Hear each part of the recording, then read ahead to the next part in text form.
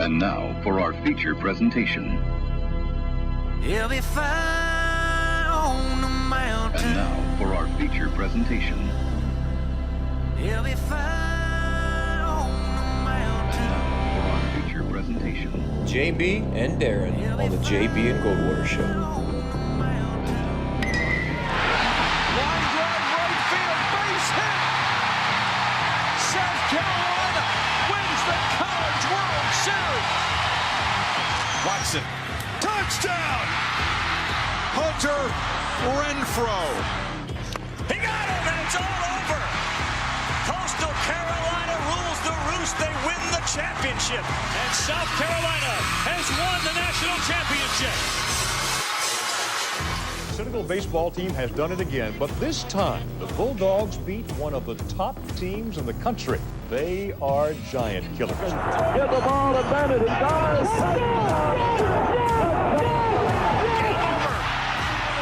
Gamecocks are in the Final Four.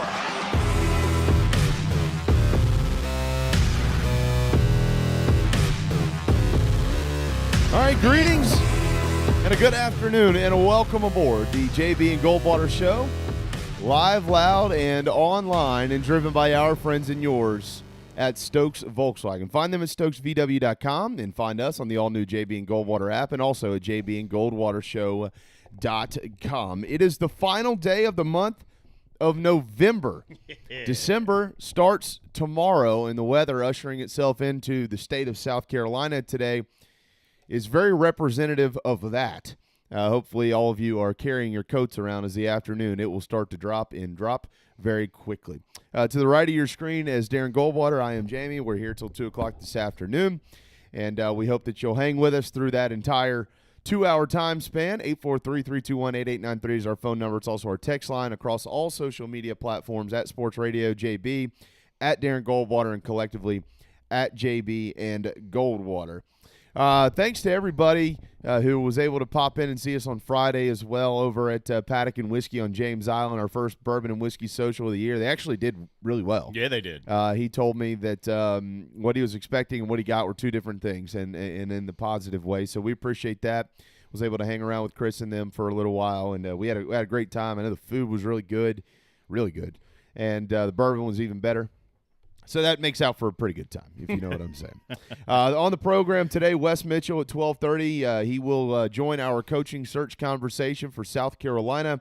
We do have Reggie Merriweather at 1:30 as well, and we'll look back at Clemson's win. We'll talk about their spot in the college football playoff right now, as it stands right now. The next playoff rankings will be released tomorrow night. We're going to talk about that ourselves today, and we do have some hoops to get to. Mike Tyson, the job opening at Vanderbilt and things like that. But obviously the main story continues to be the South Carolina coaching search, Darren. And Carolina loses this weekend in a big way to Georgia at home. You know, it was a difficult night in Columbia, not just because of the loss. There were 25 guys that weren't available for that game. Yeah. And major contributors to the program just couldn't play. A lot of them out because of injury and things like that. A lot of them going to be out this week against Kentucky. And so it was just a frustrating evening for Carolina fans and certainly for the players themselves. But I'll say this, there wasn't a kid on that team that wasn't giving it everything he had. I mean, even as the final seconds ticked off the clock and they're just getting beat bad by Georgia, I mean, they just played their rear ends off. They really did. You know, I felt for them. I did. And, I felt for them. For the first time in a long time, I looked out there and I just felt bad for a lot of these kids. They haven't seen any action, called into play against Georgia. Do the best you can. They all gave it everything. I mean, how about Zaquandre White? I mean, the guy, he's a running back. Bobo moved him to the secondary because they didn't have anybody because they had, quote, opt-outs, which, in other words, they quit. Yep. So he played in the secondary. He got carries at tailback. He returned kicks, and he also played on the punt team. Yeah, I mean, that's like D2 high school type stuff. That's ridiculous. Yeah. You're in the SEC. It's ridiculous. I'm not one for moral type victories, and I'm not going to go as far to say as the thumping like this is a moral type victory. But what it is it does show positive signs because there have been these rumblings of we need to make sure everyone's on the same page and playing for the name on the front instead of playing for the name on the back and all those cliches. and you've got the kids who are out there and ready to play. Carolina did not have – they could have easily said, we don't have the numbers. Yeah. We can't play this game. But You're right. here are these kids out there playing their asses off. Mm-hmm. And they knew they were shorthanded. They knew the challenge in front of them was a large, large hill to climb. And yet they're out there anyway, giving it absolutely everything they've got. That's what you want to see. And if that's what the next coach is inheriting, whatever number of guys remains, that's a foundation you can build from. Yeah, absolutely. Absolutely. I mean, as much as folks wanted to thump on Florida State for basically backing out of the Clemson game, of course, they've just had their third straight game now postponed or canceled, I guess. You got to – if you're going to have that energy towards the negative side of this thing, you need to have that energy towards the positive side. Carolina was a positive in this because you're right. They didn't have to play, and they very easily could have said, look, we just don't have the guys. But they didn't do that. And that's all the credit in the world to Mike Bobo and his staff and that team for going out there and giving it everything they had, even though it was a 45-16 loss. A little bit of a revenge game, I guess you could call it, for Georgia. But, when you're down 25 guys and almost all of your best players, man, starting a true freshman at quarterback, I mean, you just can't expect it to go well. It didn't. Real quick, before we get to the coaching search, some breaking Big Ten news, and none of it's good. At Indiana, Tom Allen has just announced that quarterback Michael Penix Jr. has torn his ACL, and he will be out for the rest of the season. That is a dagger for the Hoosiers football program. It's a dagger to the Big Ten as well, because if you look at things here, Dan Patrick's reporting this morning that it is likely that Ohio State and another game could very well be canceled again this weekend. Yeah, Michigan State. The Minnesota-Northwestern game has just been canceled. Has it? Okay, yeah. I missed that. Okay, so then one further one would be the Ohio State game. Yeah. If that gets canceled, Ohio State does not have enough games to qualify for the Big Ten championship. So then what you're getting in the Big Ten championship is Indiana minus their superstar quarterback against somebody from the West. Northwestern just lost to Michigan State. I was telling you this, this morning. I think this weekend was a massive hit to the Big Ten, the Pac-12, the Big 12. You could see those three conferences out of the college football playoff. All three. Well, look, we'll get to our college football playoff conversations probably at about 1 o'clock today, a little bit more in depth. But and I know that that Ohio State, being at 4-0 here, didn't get a chance to play Illinois this weekend. They still have the Michigan State-Michigan games left. The Michigan State is currently still on, but we'll see. I mean, if you asked me today, if you said who are your top four, Ohio State is not one of my top four teams. I'm with you because they're just not. Their one premier game was against Iowa or Indiana, and they didn't look their best. Yep. They had a huge lead. They led Indiana back into the game. They got torched through the air. I was talking with Brendan Gulick through the weekend, actually, the guy who's the publisher of the Sports Illustrated site for Ohio State. And he's hopeful that Ohio State plays 6 games. He's hopeful that the committee will say, look, this is Ohio State and a possible Heisman candidate here. Let's let them in.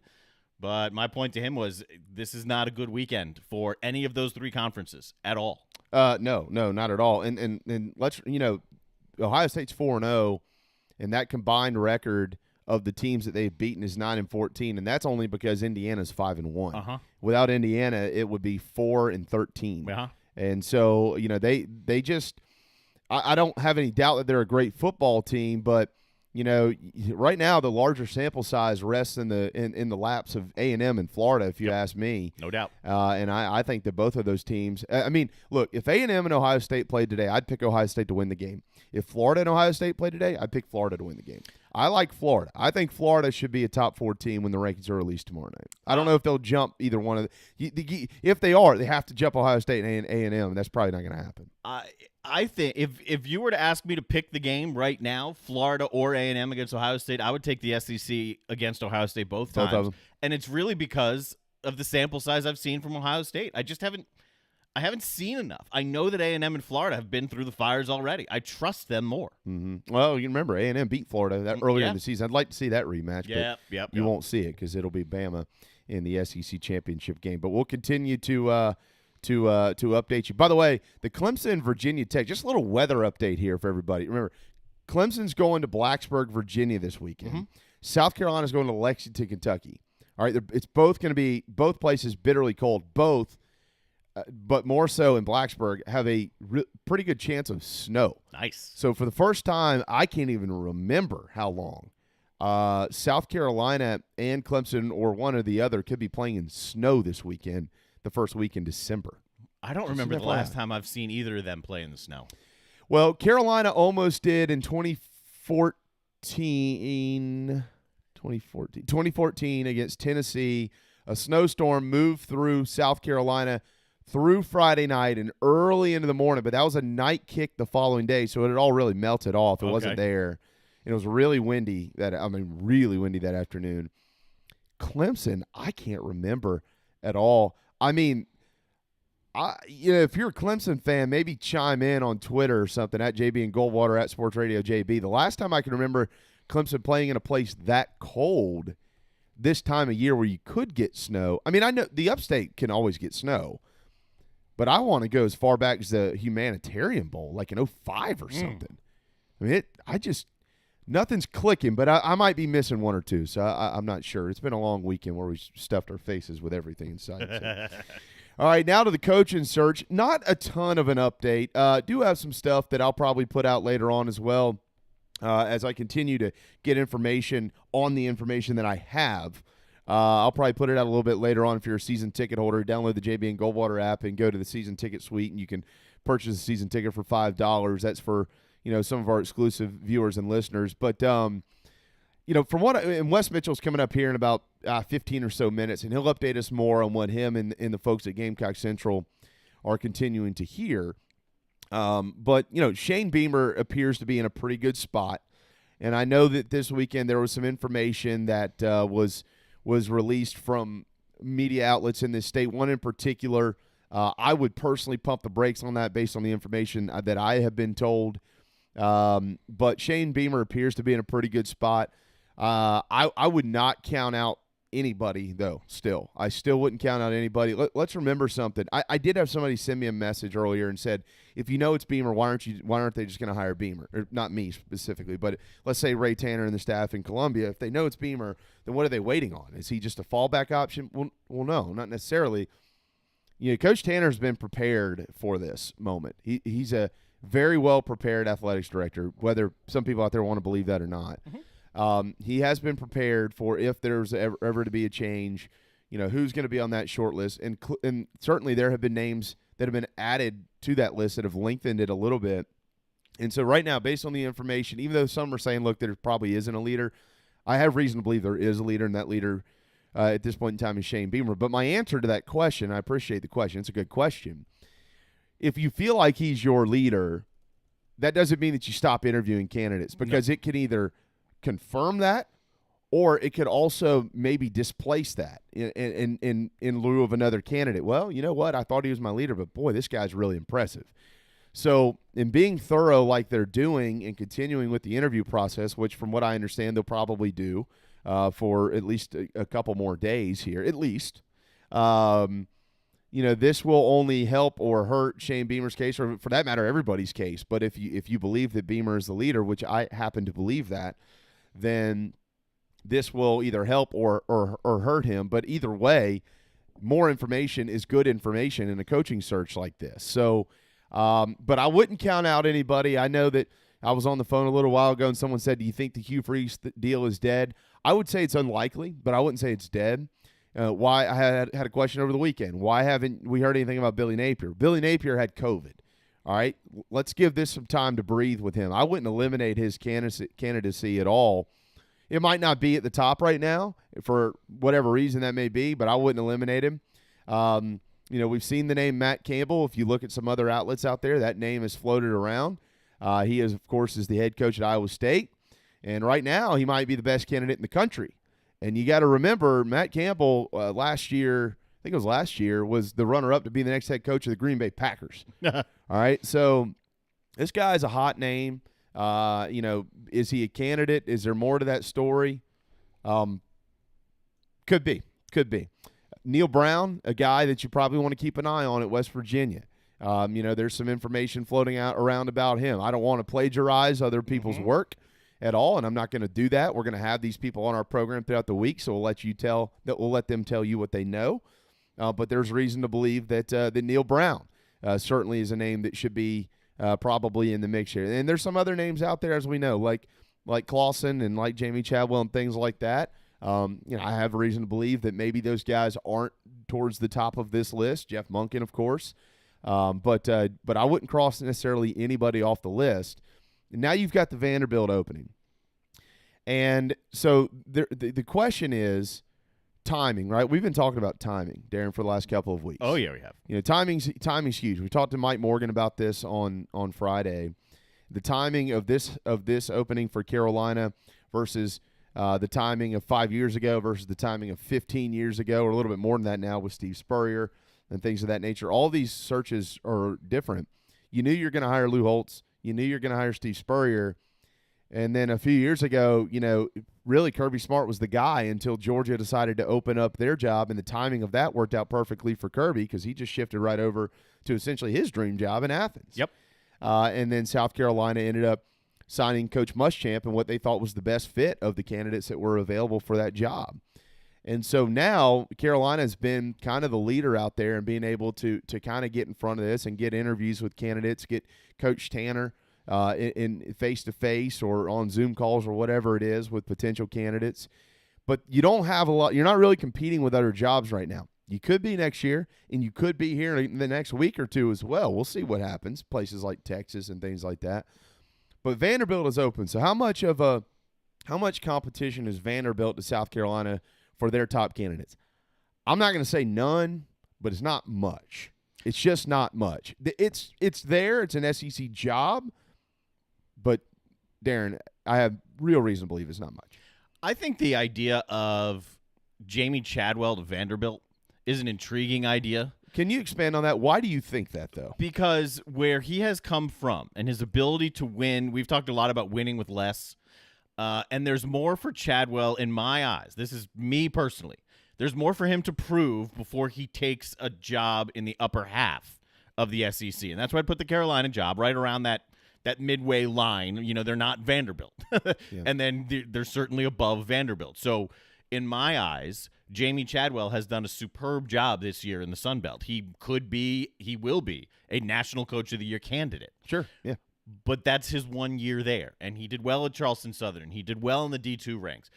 But Vanderbilt for Chadwell could be an area where he can go. He can take his offense and his style of play. Bingo. He can recruit the lesser talent, maybe off-the-radar guys who fit into his system, option-ish. It's not option. I'm not saying that. But you can utilize look at Coastal's roster. They got some guys who are too small to play big-time football. Yeah. But they're succeeding because of the way that they're playing. Right. The style. He can do that at Vanderbilt, and he can prove himself at Vanderbilt, and then if he wants, go somewhere else. The Jamie Chadwell to Vanderbilt, in my eyes, is a better fit than Jamie Chadwell to South Carolina. Yeah, I mean, the question with that is, well, wait a second. If you can take your offense and win at Vanderbilt, why can't you take your offense and win at South Carolina? And people are going to ask that question. And that's a fair question to ask. The reason being is, are you going to win 11 games at Vanderbilt doing that? No, you're not. But are you going to elevate the program and get some good wins and then bring in more players that can consistently compete at the SEC level? Yes. Yeah. That's where you can do that. So Vanderbilt gives you the time, it gives you the cushion, it gives you the lower expectations to allow you to build that there, as opposed to just jumping in trying to fit that in South Carolina. Yeah, I agree. The floor and the ceiling are two different things in Columbia and in Nashville. I think the expectations, God bless Vandy fans. I mean, obviously it's been a long trying tenure. If you're a fan up there, they had the Franklin years certainly, but it's a difficult job. It's a difficult place to win. The floor is lower, the ceiling is lower than it is or is expected to be, at least in Columbia, because you saw what Steve Spurrier did, and now that's still very fresh, and you've got expectations to do that again. And I think that I'm with you there. I think that Jamie could legitimately go and have plenty of time to build his system. Who knows? Maybe hops and skips to another SEC program or whatever it is. I don't know how that would work out. But it is intriguing. What you said about his offense is right. and it probably would fit Vanderbilt a little bit more because they're not Carolina. They're not going to sign all of them, and they're not going to sign the majority of them. They might maybe one day, but they're not currently. Carolina, though, can sign some of the top players. That's been proven. They have them right now. Jordan Burge and Zach Pickens and these guys, Luke Doty, Ryan Helinski, they brought in from California. I mean, they've signed top players. Mm-hmm. Vanderbilt's not going to sign those guys, so they have to sign. You have to have a guy who can do more with less. Now you got to do more with less in Columbia, but the more with less, those are two. You say that it sounds the same, but it's different because of the expectations at both schools. But you're right about his offense and what it could do, maybe making Vanderbilt a little bit more of a contender quickly because of how different it is and the talent level that is on that program. I think what's interesting about Vanderbilt is Derek Mason. Mm-hmm. What happens with Derek Mason? Does Derek Mason instantly become a defensive coordinator in candidate for an open job somewhere? I don't foresee him becoming a head coach again, at least immediately. Is he a guy that could be in the mix to be a defensive coordinator in Columbia? Is he a guy who would maybe want to go back out west in the Pac-12 where he once was with Stanford? They have one of the best defenses in the country. His scheme is difficult, but it's also it's difficult, but it doesn't require that NFL-type guy at every position. It just requires some talent and discipline, which is certainly what they had at Stanford. And so is he a guy who, could be in the mix to be on staff in Columbia? Maybe. It depends on who you hire, and it depends on who's available out there to be a defensive coordinator and things like that. I mean, he hasn't forgotten how to call plays. So it really – there are some conversations to be had, but if you're having the conversation of, oh, no, Vanderbilt's open, how's that going to impact our search? That's not like Tennessee opening or Auburn opening or something like that. The direct impact, I think, would be very minimal. I would say the same thing about Texas and Michigan, because in my eyes, Texas, if they make a move, I believe if they make a move, they're making a move because they know Urban Meyer's in their back pocket. That's my belief on one. Two, if Michigan makes a move, I think that move makes a little bit more sense for Fickell and Campbell than it would to come south and east to South Carolina. So I don't know how that would really impact it. One thing I did find very interesting today that will impact this search, whether it's South Carolina or Tennessee or Auburn, Brett McMurphy from the stadium points out that because Liberty does not have a direct bowl tie-in and because bowls are getting canceled, there may not be enough slots for Liberty to get a bowl bid. If that's the case, Liberty's season is done on Saturday. That is an important factor in a coaching search that involves Liberty's head coach. Mm-hmm. If they're done on Saturday, he's freed up to do whatever he wants at that point. He doesn't have to wait until a bowl game and say, I got to coach my guys, and none of that stuff. Yeah. That is an interesting piece of information. Well, it is. It's very interesting. This Saturday is actually very important, and that's one of the reasons why when I look at the timeline for South Carolina to hire their next head coach, although, again, I continue to believe, based on the information that I have, that Shane Beamer, who could leave and start tomorrow, essentially, is the leader in the clubhouse. But in saying that, as they go through the process, Saturday's important. You mentioned Liberty and Coastal this weekend. All right. West Virginia plays at Iowa State. Mm-hmm. Neil Brown, Matt Campbell. Yeah. All right. You mentioned Campbell maybe being a little bit better of a fit for Michigan. I wouldn't rule him out as a bad fit at all in Texas. At all, actually. I think he's a good candidate. As a guy, I think he's a good fit for a lot of these programs. And I think he'd be a good fit for South Carolina. I think for him, staying in that region would be more appealing to him. That is my guess. Yeah, well, he's a Midwest guy, right? Yeah, I mean, he's a Midwest guy, yeah. But, we'll see how it all unfolds. The thing with Campbell, let's just have this conversation. We're going to have it more with Wes Mitchell, but let's just have this conversation as it pertains to Campbell.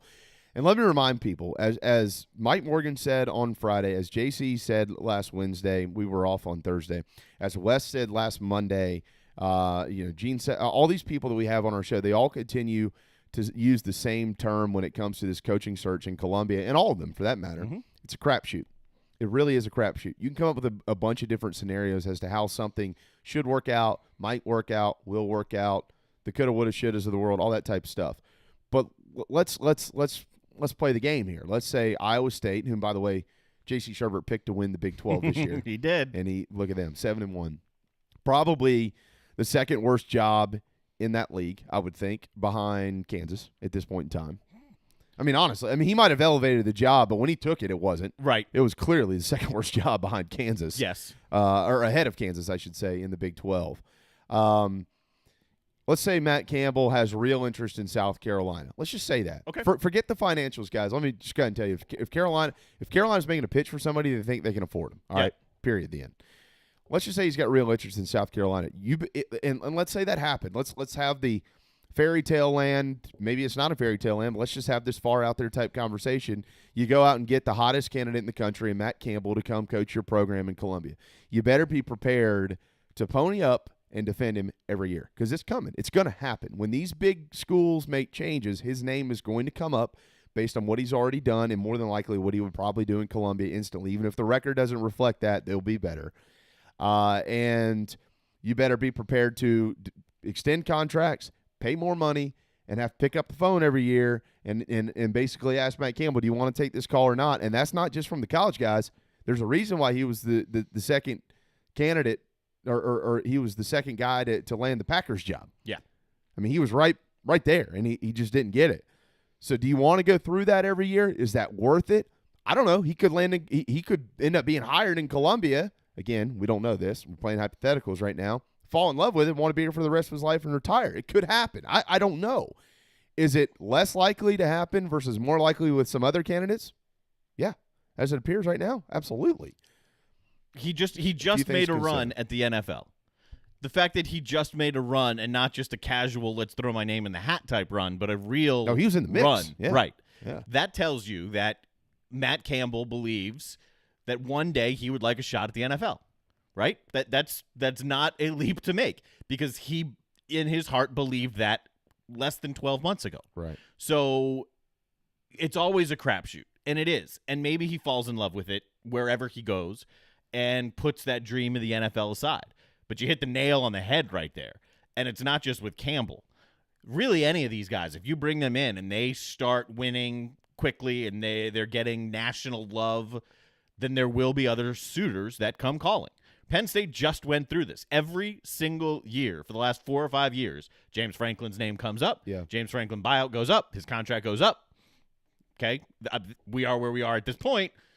So be it. But that's how easy and realistic this is for coaches to continually get raises and their buyouts go up. A guy like Shane Beamer has said this is his dream job in Columbia. Yeah. So the fear of that is a little bit less. I will say this, though, about Campbell. If you saw the interview on field moments after the win over Texas and the emotion literally coming down in tears on his face, it tells me that Campbell believes his time at Iowa State is done. Where he goes, I don't know.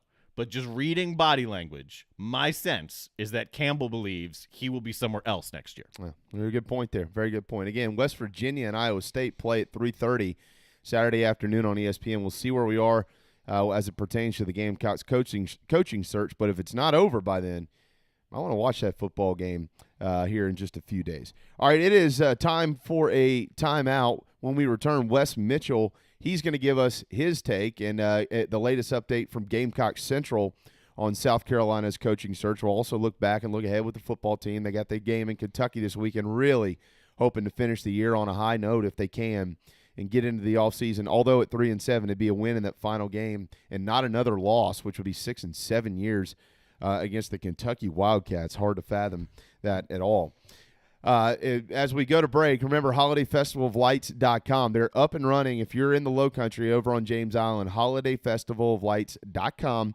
That's where you can go see the greatest holiday tradition we have around here. Over 700 light fixtures, and they are really, really neat, really beautiful. My favorite is the old Cooper River bridges in the background, and then the Ravenel Bridge lighting up over the big pond they have right there in the middle of the park. So check it out, holidayfestivaloflights.com.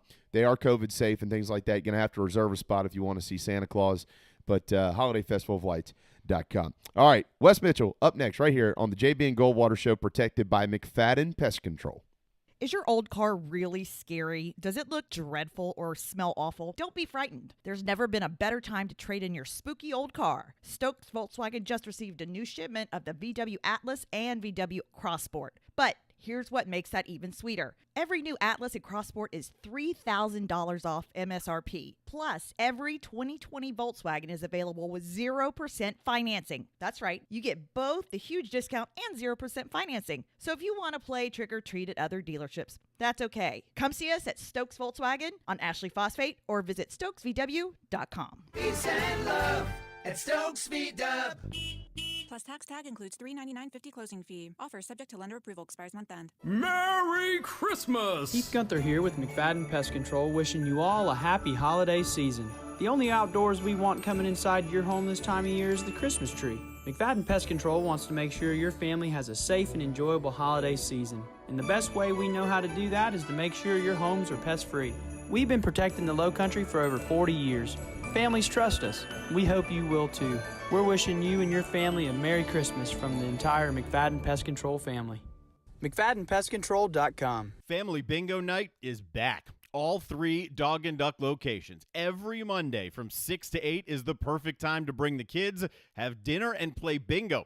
They've upped the prizes with retail store gift cards, gas cards, in-house cash cards, and kid-friendly gift cards like Nintendo, pizza, App Store, and more.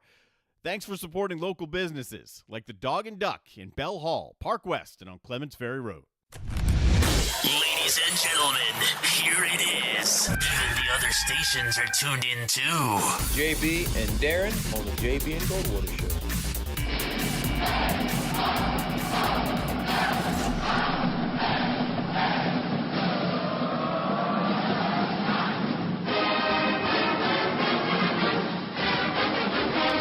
.32. The temperatures will be falling throughout the afternoon here in the great state of South Carolina.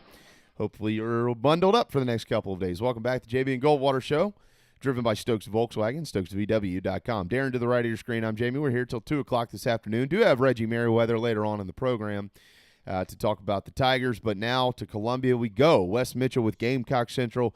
He'll give you the latest on the Carolina coaching search. We'll look back at the Georgia game and ahead to the trip to Lexington and much, much more. Hey, bud. Hey, what's up, guys? Just another day, Wes. Just another day in the life, my friend. How are you? You getting any sleep? How was your holiday? It was good, man. I ate honestly, way too much. So I feel like I'm still hungover. Literally not from drinking, just from eating just too many carbs. You're man, right. honestly. You're right. The whole tryptophan thing has a Monday carryover after Thanksgiving every year. Yes. But have you ever, I mean, honestly, I'm asking both of you this. Have you ever asked somebody, how was your Thanksgiving or how was your Christmas? And either one of them said, it was good, but I didn't eat enough. Has anybody ever said that? No, because then it wouldn't be a good Christmas or good Thanksgiving. If you didn't eat enough, you failed. Yeah, we all say the same thing. I ate way too much. You're doing something wrong if you're not saying that. And it's really, honestly, it's like the next day, too, when you're like, man, I got these leftovers. It was so good. And I'm so big into free food. You know, it's like I'm sitting here, okay, I don't want to cook. But if you get a decent meal to go now, it's like $15. So I'm like, okay, free leftovers, I'm all in on that. No, that's a very good point. Very good point. On Twitter, if you'd like to see how much weight he's gained, at Wes Mitchell GC, of course, with Gamecock Central. All right, we'll get to the ball game in a minute, but obviously the coaching search is on the top of everybody's mind. Wes, give us the latest scoop that you, Chris, and your gang have with Gamecock Central. Yeah, you know, I'll tell you what I'm personally hearing and mix in my opinion a little bit based on what I'm hearing. You know, I think it's still ongoing right now. I know there was a thought out there of, you know, is this thing close to being over? Is there a chance of an announcement, you know, before the season's over? I still get the impression that this is going to be something, you know, right after the season as far as some, you know, them finishing up this process. And from what I've been told, interviews are still ongoing this week. Obviously, there's been a strong push from a lot of people for Shane Beamer. I personally believe that Beamer is probably still your best bet if you were going to actually sort of do Vegas-style odds on this thing. I think Beamer is well at the top of that list, but obviously they're going to finish out this process and go from there. But it seems like, I mean, you've all seen it on social media. It sort of goes even beyond that as far as the support that Beamer has gotten from former players, donors and just people who are, pretty high up, I think, as far as opinions go at South Carolina. So, again, it's got to you got to get to the finish line, but there certainly has been a lot of Shane Beamer buzz. Is there any candidate at this point in time you would say is eliminated from this search? That's dangerous to say. Right. I tell you what, I don't think it's going to be, Hugh Freeze. That name has sort of lost traction. I would say, honestly, at least from what we heard, pretty early in this search. Billy Napier is a name that was out there early on, very strong. I don't want to say he's out of it because I can't say that with 100% certainty. It just doesn't seem like his name has been coming up as much lately, whereas some other names have started to create more buzz. So, do you ever say anybody's completely out of it? I don't know if you can accurately say that, but you can sort of feel names kind of, rising and names maybe falling as far as how you were going to handicap this thing. A couple of the names and obviously the information that we're utilizing here, Wes. I know that you and Chris have publicly talked about much of this on Gamecock Central, so folks may have read it. If not, then you of course need to be a member and you can get some more of the details. But some of the names that have kind of climbed their way into the search: Neil Brown at West Virginia, Matt Campbell at Iowa State. Do you have any background on those two candidates and why they may be considered at this point in time? Yeah, obviously, Matt Campbell, he was already a hot name in coaching, but he is, I think, probably with what he's done on the field this year, y'all, probably the hottest name in coaching going into this offseason. Beat Texas this past week. I think that was a game with it being available and on Friday, the biggest game in that time slot. Probably a lot of people were watching those guys beat Texas on Friday. They beat Oklahoma earlier this year. Everybody's seen the sound bites and sort of the culture he's trying to build there at Iowa State. I think anybody with an opening would love to hire Matt Campbell. Now, I think the question there is would he leave Iowa State to come to South Carolina? I don't really see a whole lot of evidence of that. You look out there, Michigan may come open, if not this year, next year. Texas may come open, if not this year, next year. There's some NFL teams with a push where it's more and more, it seems like people are more and more open to hiring college guys because the offenses have changed so much at the NFL level. I think that guy's going to come up for NFL jobs too. So There's not a whole lot of, to me, reason for him to just up and leave Iowa State unless it's a perfect spot. Neil Brown has come up. He's an Alabama guy as far as where he's from. So you got some Southeast ties, had the time at Kentucky, was really good at Troy. Is still trying to sort of rebuild and get traction there at West Virginia. Has head coaching experience, obviously. So I think, there's a lot to be said for Neil Brown. I think the question there is also, where does he fall in the pecking order for South Carolina? We don't know. And also, would he actually leave West Virginia? Or is this just a situation where maybe a coach or maybe his agent is floating a name out there and, making sure he's getting taken care of at home, so to speak. That's the games that go on. And I'm not saying that's the case with Neil Brown. I'm just saying in general that those are the games that go on when it comes to a coaching search, that you don't know what you're hearing is genuine interest, and you don't know what you're hearing is, a guy just sort of, having his agent float his name out there. Let me ask this, Wes. I'm sure you saw the interview after Iowa State beat Texas and the emotion that Matt Campbell showed. To me, just me speaking here, that tells me Matt Campbell doesn't believe he will be at Iowa State next year. I don't know what that means, where he'll go, but the emotion from a coach like that, still with a couple games left in the season, you don't see that very often. What did you take from that?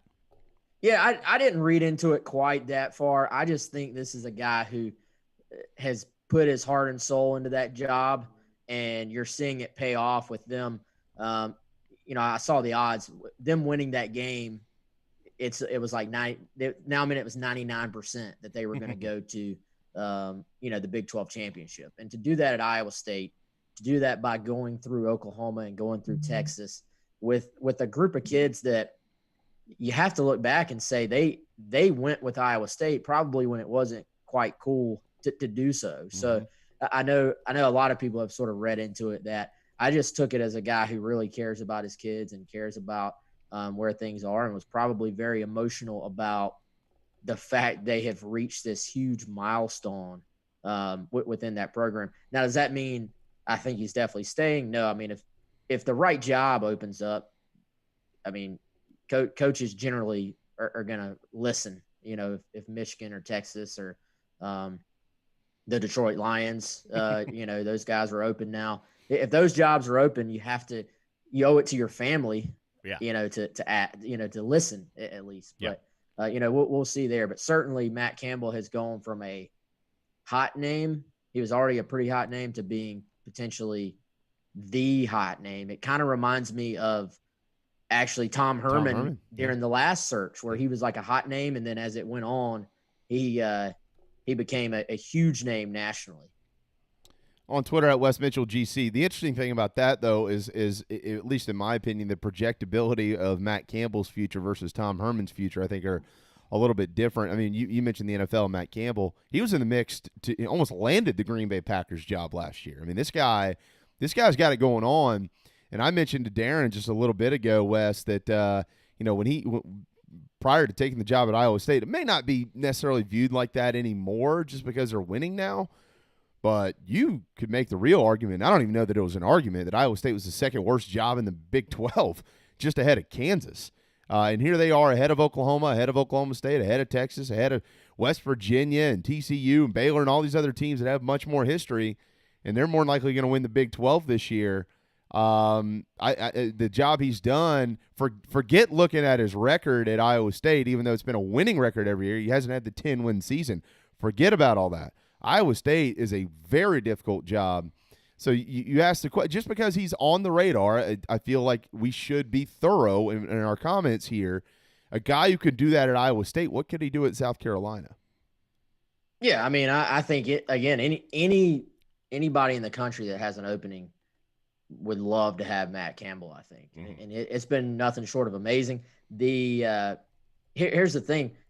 To win in that conference, as good as the offenses are that you're going to face, week in, week out in the Big 12, it's so hard to gain ground. It's so hard there's so much pressure on you, from a game-to-game standpoint to go score, I feel like. And they've done it, I would say, in a fairly balanced way. They've obviously been able to score and keep pace, but they play better defense than most Big 12 schools. And, they've done it at a time this year when you have obviously a great coach in Lincoln Riley at Oklahoma. They go to the playoff almost every year, it seems like.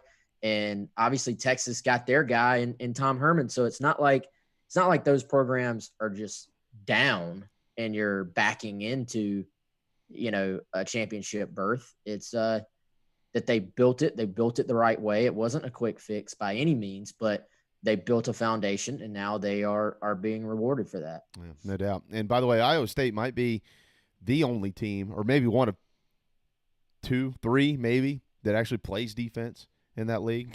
Yeah. I mean, they play pretty good defense. I mean, they really do. I know they've had some games this year they've given up 30-plus points, but overall for the Big 12, it's been pretty good. I think forget what he's done on the field, which is hard to forget, and you really don't want to just put it to the side. But what Breezy Hall said after the game speaks volumes and should be echoed around every locker room or program that has an opening. He said it's a 5-star program or culture against 5-star players. I mean, that's kind of what we've been getting at, right? Culture, fit. Yeah. It encapsulates the whole thing. Yeah, that's a great point. Hey, Wes, let's talk about Shane for a second here. So it's a great question. Got a question that was if everybody seems to be in consensus that Shane Beamer is potentially the leader to be the next head coach at South Carolina, why not just go ahead and hire him so he can get in and start trying to save some recruiting efforts and things like that? My response to this gentleman was, well, look, Coach Tanner is going to be very thorough with this. He's been prepared for a coaching change in case he needed to make one. He's checking all the boxes. Other things have come up since, obviously, the opening came. New names, you got to go check them out. But in being thorough with this, if you do feel like Beamer is your leading candidate, if that's the case, I would think, Wes, that this either confirms that belief or it raises it almost to another level. Like, well, wow, this is what we were looking for, but this guy's got even more. What would your response be to that question if you feel that Beamer is the leader? Why are you continuing in the search? Yeah, I mean, we obviously live in a microwave world right now, and it may sometimes seem like from like an internet standpoint that it's going slow or something, but I think we also have to remember this is real life. These are real people doing real interviews. Like you have to go through the process. You can't hand whoever the coach is a 5-year, 4 or 5 years worth, $15 million total, whatever it is.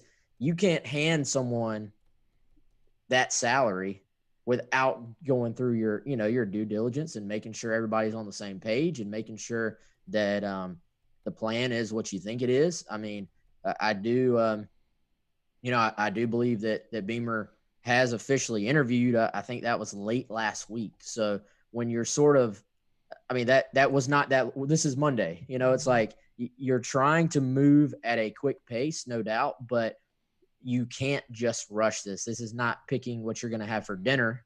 This is picking someone to be the face of your program for at least 4 or 5 years, and you really hope a lot longer.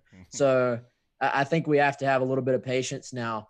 Granted, hey, I see the other side. Every day that goes by that you don't have a coach, you're losing ground in recruiting. That's the fact of it. But also everybody that tweeted or posted or said something about fire Muschamp during the season, hey, guess what? When you fire somebody, it's not all positives. It's not all roses. You're going to take some hits along the way. You're going to lose recruits. You're going to possibly lose guys to the transfer portal. So it's not just – it's fun to just say, oh, fire that guy, fire that guy, fire that guy. But there's a negative side to it as well, that you're going to have to take those hits along the way. So certainly – and the fact that there is a season still going on as well, maybe from a little bit of a PR standpoint could be a consideration. But I think the important thing is, if it is Shane Beamer, South Carolina's season ends Saturday. Go ahead and on that Sunday or that Monday following, you can go ahead and have your guy in place and get him started, on the trail. And I think that's the ideal scenario. And frankly, that's sort of the days we've been hearing have been circled from the very beginning, has been, right after the season ends, be in a position to get the new coach working, or at least have an announcement to where you're starting that transition. You mentioned the recruiting. Carolina currently, by way of rivals, is ranked 90th in the country, Wes. I think since recruiting started 20-something plus years ago, whenever it was, y'all started these rankings, I've never seen that with South Carolina football. And obviously it has dropped so much because of the recent decommitments. And prior to that, it wasn't great, but it certainly was twice as bad. I mean, it was better than that. How much ground realistically can be made up on the recruiting trail no matter whom they hire? And how is this just putting more and more value on the transfer portal for this next coach? Yeah, it definitely puts more emphasis on the portal, I think. Let's go cold, hard honesty here. What is today? I don't even have the date. November 30th. It's almost December. These kids are making life-changing decisions. So how many of them are going to just up and boom, I'm ready to go to South Carolina if there's an announcement next week and you have to sign, so December 7th is Monday. And you have to sign in 9 days, if you're a kid. And not to mention, there's only so much time in the day. So if Beamer starts doing Zoom calls, if it's him on Monday, and you're trying to reach every kid out there's only so much time to even reach out to these kids in that time period. Again, we're not playing NCAA football, on PS3. Right. It's real life. So I think it's hard to make up a lot of ground for this period, but at least you can solidify that there's guys that are still committed. There's guys that want to go to South Carolina, obviously, and chose South Carolina for reasons greater than the coaching staff. So you at least want to solidify things with those guys, get them in the boat. Then you sort of reassess who is out there. And there may be some guys you say, hey, you're not sure about us. Why not wait till February? Wait till February to sign. But you reassess, see what's out there for February, and then you hit the transfer portal. You find out, hey, you're hiring a new coaching staff during all this as well. So, again, the night, it sounds great. Let's hire the coach on the 9th and sign some guys on the 16th. But mama and daddy ain't sending Johnny to go play when they don't know who the assistant coach is going to be. So you're trying to put that together too along the way. So it's never going to be perfect when you're sort of trying to rebuild this class, but the portal actually gives you an opening. It's a lifeline. It's free agency basically. So you can add guys. That's the modern way to do it, I think, is to go out, find some guys in the portal that you think can help you. Is it a long-term build to do it that way? No, but South Carolina is going to need some guys right off the bat. And frankly, we knew even before there were changes, this wasn't going to be South Carolina's best ever recruiting class. Not a strong year in state, obviously.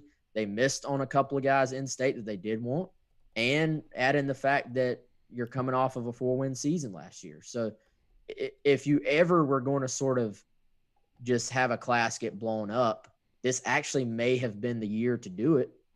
And even from a numbers standpoint, I know I'm giving you all a super long-winded answer, but even from an overall roster management number standpoint, you might be worried any other year.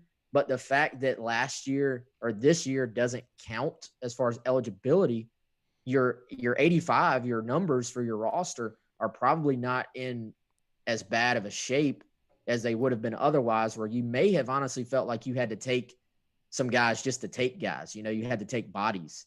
I don't think you have to do that. Even if it's a smaller class, you live with it, hit the portal, and look ahead to the junior class and get a head start on those guys, I think. Let me ask you this real quick. We got a question. I'm not sure if it was our text line or Twitter. How many coaches do we know have actually been interviewed, and how many are still to go? Do we know a firm answer on either of those? No, I'm not going to pretend I do either. It's one of those things. It's one thing to have names floated out there, but it's funny. Coaches don't like it out there that they've interviewed at a place. Right. It's interesting what gets floated out in these things and what info is very hard to come by or confirm. Even, like, for example, Jamie Chadwell, you hear from many, many people that he did officially interview for the job. But then there are some people who are pretty tied in with Jamie Chadwell that will say, no, it didn't happen. He didn't interview. So I think there's probably even some semantics in there. Yep. Did you talk to him or did you formally interview? It's like, y'all know how this stuff is. There's a lot of gray area and there's a lot of BS when it comes to major college football. So I don't have a number. I don't have an exact number. They've interviewed some people and they're still interviewing some people.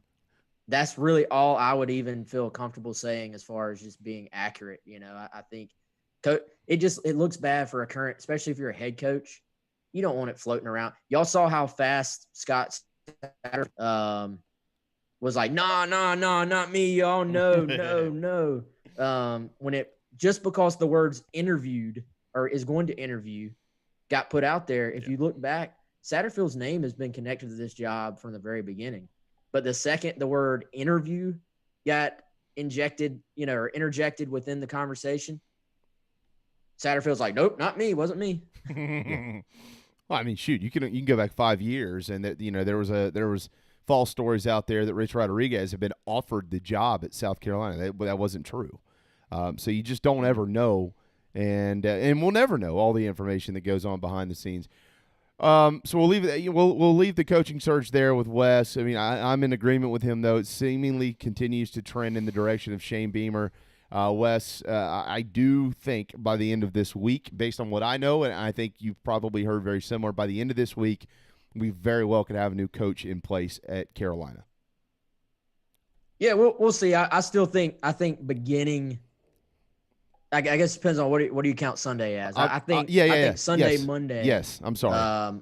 Announcement next sort of week. Where I'm leaning as far as the job goes. Decision So made. we'll see. Decision made later on this week. Announcement probably next week. Let me clarify my comments there. Does that make sense? Yeah, definitely. Okay. Definitely. All right. As far as the football team goes, I would encourage folks who maybe looked at this game Saturday night and just thought, oh my gosh, look what Muschamp has done to us and things like that, because I've seen it. Go to Gamecock Central. They do a great little piece every week called Inside the Snap Count, and read who got snaps in the game. Honestly, go read it. They don't have anybody, Wes. They don't have any. They were down 25 players. I don't know how many they're going to be down this week. I guess we'll get more clarification on that tomorrow from Mike. But they're playing guys like walk-on Darrell Ware from Fort Dorchester, who played 16 snaps on Saturday night. I mean, they just don't have guys, but they certainly had effort. They just don't have the kids for a bunch of injuries and opt-outs and things like that. When you look at what happened, the result of that game against the 9th-ranked team in the country, and now they got to make the trip to what's going to be a very cold Lexington on Saturday night. It certainly doesn't look like it's going to end well for the Gamecocks. We'll see, Wes. But overall, just the guys that you're seeing out there and what they're going through, what is your take on the state of the program as 2020 comes to a close? Yeah, I mean, they're fighting, y'all. It's I pulled up PFF today and looked at the grades for the whole season on defense, and of the nine highest graded guys for the season on PFF, it appears 8 of them will not be available on Saturday. That's assuming Ernest Jones is out. He's, I think, officially doubtful for the game. They're waiting on an MRI on his ankle. But that just tells you. I mean, so it's interesting. Some games play out differently than you expect. The Georgia game, on paper, it played out exactly the same in reality as it should have on paper. And this is a massive, really good Georgia offensive front going up against a South Carolina defensive front that was missing tons of guys. And frankly, there's a lot of kids on this team that are playing banged up themselves. Kevin Harris has dealt with an ankle for the last month. Eric Douglas has played banged up. Nick Muse, Nick Muse had one of his better games as a Gamecock. I could feel the body language that it seemed like he was sort of playing through something, because you remember earlier in the week, he was questionable as far as the actual injury list. Jalen Foster fighting through things at safety. Ernest Jones obviously has had nicks and bruises all year long. He's fought through. So not only are they missing guys, they're having to play guys. And I don't think they want your sympathy. It's not like that. Everybody's banged up, but these guys are fighting. The game played out about as you would expect it would. And really, that game and the next game, it's about the future. It's about getting guys PT. It's about getting young guys out there. Now, this Kentucky team is not some juggernaut by any means. There's a much better chance for South Carolina to actually be able to go out and at least end the year on a winning note for some of these guys who have fought it out for you all year long. I hope for their sake that gets to happen, that they get to experience, one last win with this group, because they do deserve it. They have fought their tails off all year. So we'll see. But Georgia was just an awful matchup for South Carolina. Terrible, I mean, yeah. There was very little chance on paper going into that game that they were going to have a chance to win, I think. Mike Bobo has said, though, he expects Luke Doty to start again this week. So the future at quarterback could be out there, and Lexington probably will be. And South Carolina fans certainly will have something to rally around in that. But, it's tough. It's tough to see how it's ending. You did have some of the opt-outs, and now all the injuries. It's hard. And I mentioned this earlier, and we'll let you go on this note, Wes, but I mentioned it to Darren. Zakondre White played in the secondary. He played tailback. He played on the the kick return team, and he might have been on the punt return team, or he was a gunner at some point as well. He played all over the place. One kid played everywhere. I mean, that's where they are. It's like JV football right now. I mean, that's just what they're having to do to fill holes. There is talent there, and they'll continue to build on some of those young guys as they're going to have to. But right now, yeah, you'll just have to continue to hope for miracles. Carolina currently 10.5-point dogs on the road in Lexington, where the high Saturday expected to not even get to 40 degrees at this point in time. So it's going to be chilly. Plenty of bourbon. Yeah. Oh, that's right. Yeah. Keep you warm. That's what happens when you go up there. Gee, I didn't honestly, guys. I've been so tied in. I didn't realize that it was a double-digit line on this game. So that tells you where it is. I mean, yeah, it's tough on these kids, man. But again, hopefully, and I think most of the fan base knows, right? I didn't see a ton of just negative sentiment for the most part on social media Saturday, because I think the guys that are out there are doing the best they can, and they are fighting it out for your school when there is really not much else to play for other than the pride for your school, the camaraderie, and, teammates just having, feeling that need to be there for your teammates and finish out the year, and just the love for the game. So I think you have to respect the guys that are doing that. And I respect Mike Bobo and the message he's delivered to this group. It's been, hey, there's no point in whining about it. There's no point in complaining about it. If you're in the building, if you want to get on the plane, get on the plane and let's go just do our best. So I respect all the guys that have kept fighting it out, and I respect the message from Mike Bobo and these assistant coaches. Yeah, very well said. On Gamecock Central this week, what are y'all talking about? What are we not the talking baseball about? off season, probably. When's hockey gonna coaching start? search. We got an update on there from last night. We'll probably have another one today. We'll still have some game breakdown type stuff as well, just to sort of some of that. You're kind of going through the motions at this point, honestly, because everybody's focus is on what's next in the future of the program, and then this doesn't stop. As soon as a coach is named, the hunt for assistant coaches and where the traction is there, what's happening in recruiting, we'll be on top of all that. It's not just like, hey, a coach is named and then time to get ready for Christmas. It will keep going, Absolutely. And you're always on top of it, and we certainly appreciate that. It's fine work, as it always is. You, Chris, Colin, the entire staff at Gamecock Central, we can't thank you enough, and we're very happy that you had a great Thanksgiving, Wes. Thank you, as always, for your time on Mondays around here. Good update. We'll continue to monitor the situation, and maybe next Monday we'll be interrupted by a press conference or something like that. Who knows? Could be. Thanks, Wes. All right, thanks, guys. Have a good one. Yes, sir. You too. There you go. Wes Mitchell on Twitter at Wes Mitchell GC. Time for a timeout. The national anthem coming up to lead off hour number 2 here of the JB and Goldwater show, driven by Stokes Volkswagen. Merry Christmas! Keith Gunther here with McFadden Pest Control, wishing you all a happy holiday season. The only outdoors we want coming inside your home this time of year is the Christmas tree. McFadden Pest Control wants to make sure your family has a safe and enjoyable holiday season. And the best way we know how to do that is to make sure your homes are pest-free. We've been protecting the Low Country for over 40 years. Families trust us. We hope you will too. We're wishing you and your family a Merry Christmas from the entire McFadden Pest Control family.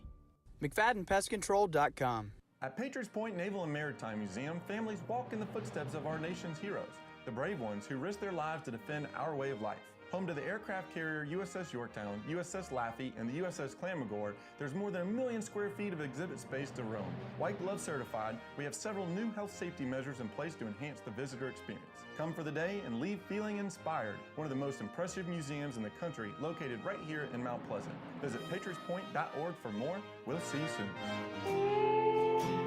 Bourbon and whiskey drinkers of Charleston, Paddock and Whiskey on James Island and the Terrace Shopping Center on Maybank is your home for the finest and rarest bourbon and whiskey drinks in the Low Country. This is where I hang out. Go meet my friends Reed and Chris and try one of their exclusive barrel pick bourbons. They have the largest private barrel collection in the state, and let their knowledgeable staff recommend your next pour. PaddockandWhiskey.com. Let not your heart be troubled. Paddock and Whiskey is here for your next double. We're all friends around here. Paddock and Whiskey, proud partners of the JB and Goldwater Show. This is Scott Glaze, head golf professional at the Links at Stono Ferry, located on the outskirts of Charleston, South Carolina. I'm inviting you to tee it up on one of the most scenic and challenging courses in the Lowcountry. Our back nine is highlighted with 3 holes that border the Intercoastal Waterway. Visit stonoferrygolf.com to book tee times and discover all that Stono Ferry has to offer. The Links at Stono Ferry is a former South Carolina Golf Course of the Year and is also home to the College of Charleston men's and women's golf teams. Come see us. We would love to have you. stonoferrygolf.com. Hi, I'm Chris Half, Public Information Officer at the Patriots Point Naval and Maritime Museum. We're home of the mighty USS Yorktown, USS Laffey, Flamagore, and Vietnam experience. And we're a proud partner of the JB and Goldwater Show. We invite you and your family to come see us and enjoy a day on Charleston Harbor. Visit patriotspoint.org for more information. And now, it is my honor to present the National Anthem.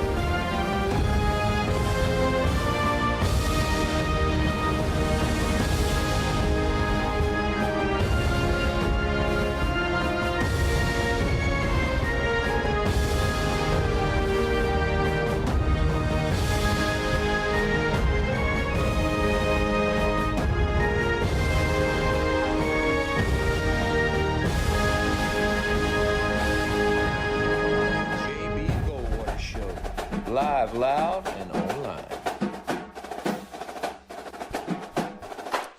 All right, 107, final hour here on a now beautiful yet windy Monday afternoon from the low country of South Carolina. The JB and Goldwater Show, protected by McFadden Pest Control, McFaddenPestControl.com. They've been in business over 40 years in the low country. They protect my home from mosquitoes, termites, and all those household pests. By the way, all this rain we just got and the cold weather coming, they're coming indoors. So if you're not protected, you need to go to McFaddenPestControl.com and have Heath Gunther and his team head to your home and make sure that you are. If you've been lazy like some out there and haven't gotten the Christmas decorations out, number one, get on it.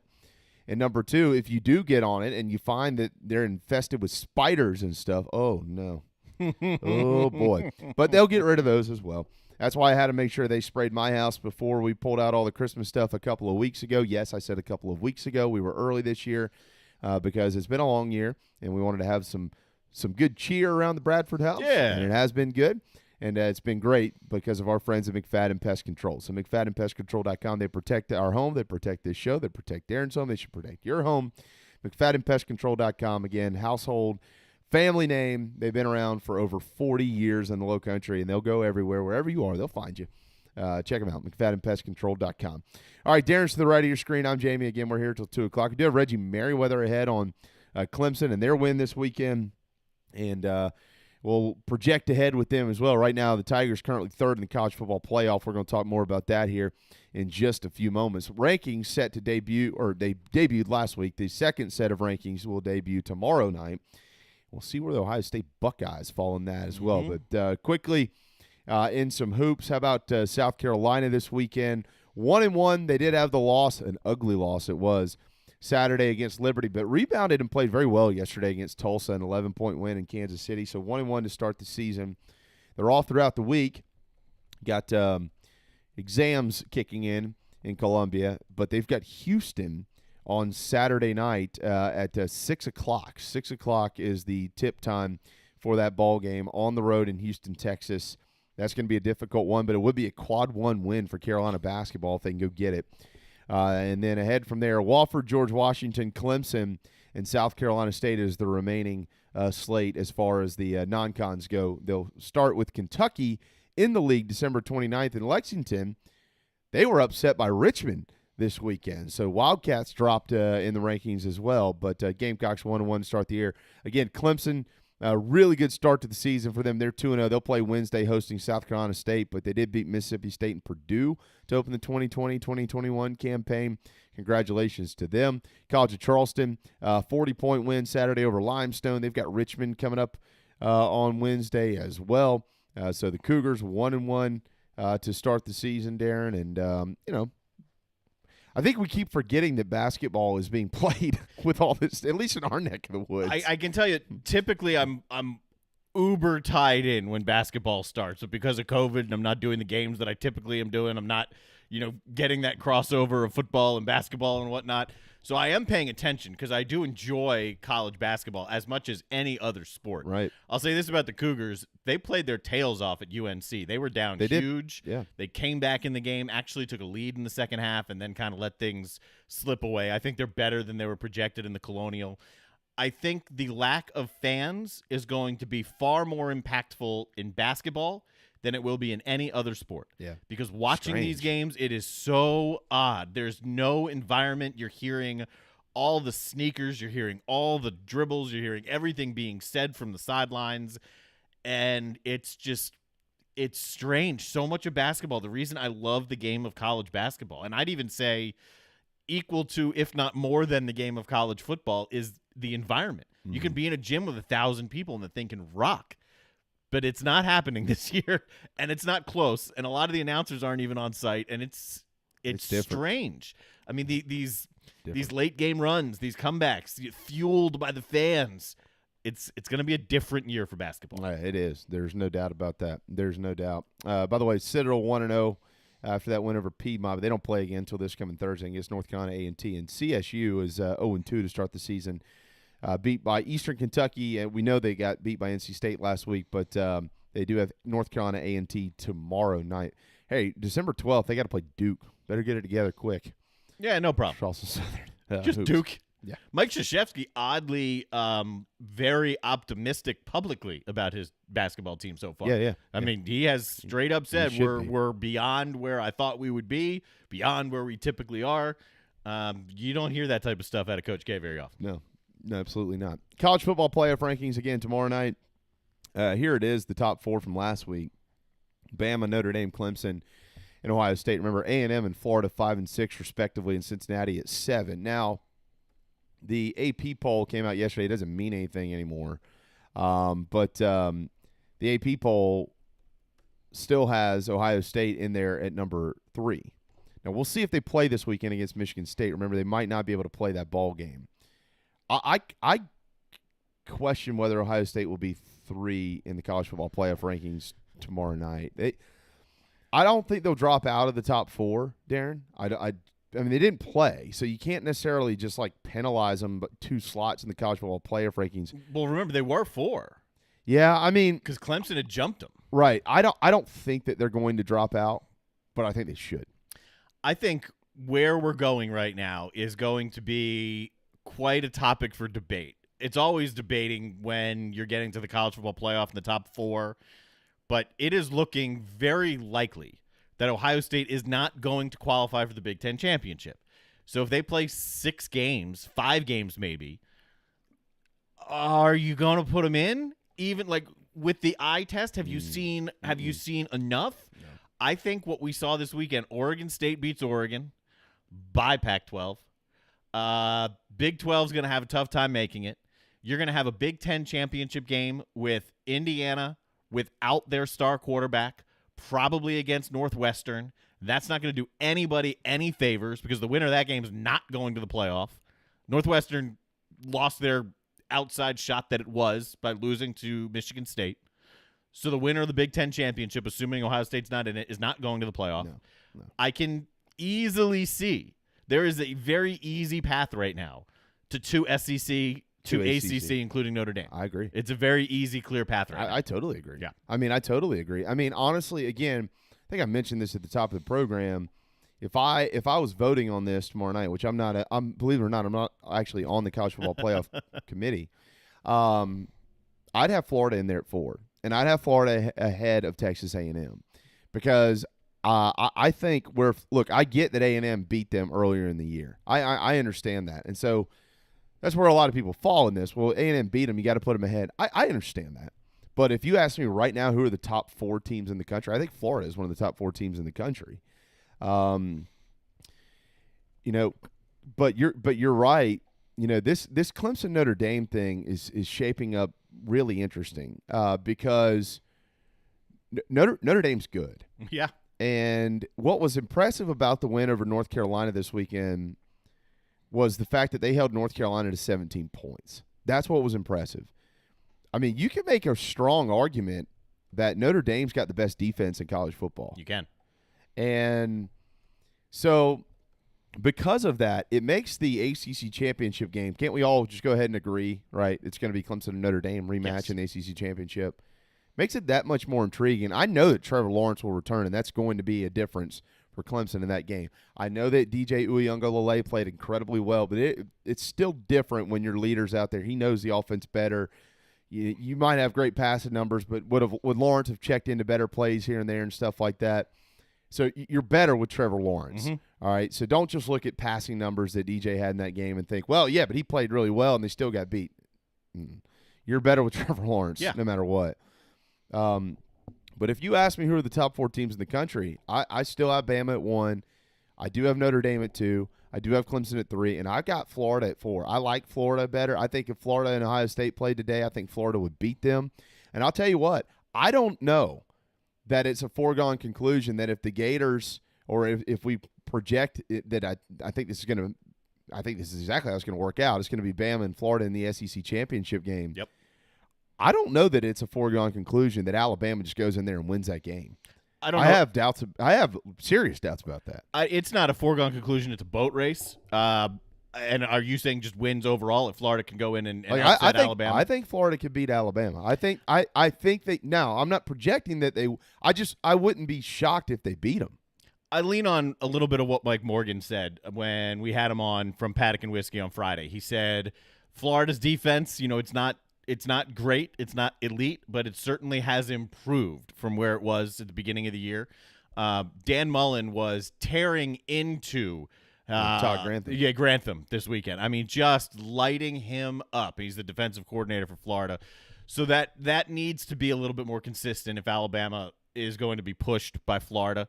And I think a little bit of the luster for A&M wore off slightly because they couldn't take advantage to another degree of LSU's defense. I mean, that game was about a 14-point line. They won 20-7. They weren't spectacular in winning that game. I still think Florida and A&M are flip a coin type. And A&M beat them by 3 points. Yeah, A&M beat them. It was like feather in the cap. Yeah, no week doubt. 2 or 3. I mean, it was real early. So I still think they're kind of a coin flip if you put them on a neutral field. It's what's fascinating to me is what will happen with the Big Ten. I mean, to look back and say, man, it's hard to imagine the Big Ten handling this worse, and now we're in this position. It got worse. I mean, they couldn't have made this situation worse on themselves, and yet here we are, and it's looking worse. Yeah. Well, the lack of games, you mentioned the eye test earlier, and that's going to be the out for the playoff committee if they're able to slide in a one-loss SEC or ACC team over an undefeated Ohio State, whether they are or are not in the Big Ten championship game. That's gonna be their out. They're gonna say, look, we have more opportunities to be able to see these other teams, and that's what we landed on here. We think that Florida's better, A&M's better, Notre Dame's better, Clemson, whoever it is. I don't know, probably one of those 4. That will be the out for them. Real quick on Florida though, so.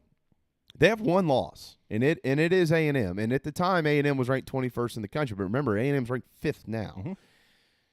What will we be saying about Florida if they didn't lose that game by 3 points on the road in College Station? And remember, their offense wasn't stopped. Right. They stopped themselves when they didn't score. If they didn't have that loss, I really, truly believe right now it would be Bama, Notre Dame, Florida, Clemson. I think that's what it would be without that 3-point loss. Yeah, and take out all the drama right now, because as long as those 4 teams play each other in the 2 championship games, it wouldn't matter. It would just matter for seeding. Who'd be 1, 2, 3, and 4. Honestly. I think you're onto something. Yeah, I mean, I really do. I really do. I mean, yeah. Look, does Florida have some? Every team has. They all have questions. They all have questions. But as it pertains to Ohio State, I don't know that we're going to be able to see Ohio State enough to truly be able to fairly rank them against some of these other teams that will have played 3 and 4 games more than them. And you know what? That might not be fair. But it is what it is in this year, and we knew that coming into the year. We said, look, circumstance is going to decide some of this. And right now the circumstance is Ohio State hasn't played enough football. Yeah, they just, period, the end, have not. Now, if they're able to play, and let's toy around with this on the other side of it and not be jaded towards the SEC and the ACC here. Let's say they beat Michigan State, they beat Michigan, they go 6-0, and they get into the Big Ten championship game. Again, granted, those games are played. And then they beat Northwestern, and they pound all 3 of these teams. Okay, I think Ohio State's going to have a real case to be in the college football playoff. But you mentioned something earlier, and you're right about it. The Northwestern thing's not as big of a deal anymore because they just got beat this weekend by who? Michigan State. Yeah, and Michigan State is 2-3 and not very good. No, not at all. So, I mean, right now you have nothing left on your schedule. Nothing. I mentioned earlier, 9-14 is a combo record for the teams that Ohio State's played and beaten this year, as they've won every game. Michigan State, Michigan is what's left, and right now they're combined 4-7. And let's say they win those 2 games, that would be 13-20 combined record against the teams you've played in the Big Ten. Darren, yeah, it's going to be hard, and Buckeye fans don't want to hear this. They and I understand their beef, right? We're undefeated. We played the schedule we had. We dealt with it the best we could. Clearly, we're one of the best teams. I understand the beef. But to me, clearly is not the word that can be used right now because it's not clear to me. And if they can play this game this weekend, if it's not canceled, the guys that they're going to have out there, it's not going to be a full complement of Ohio State guys.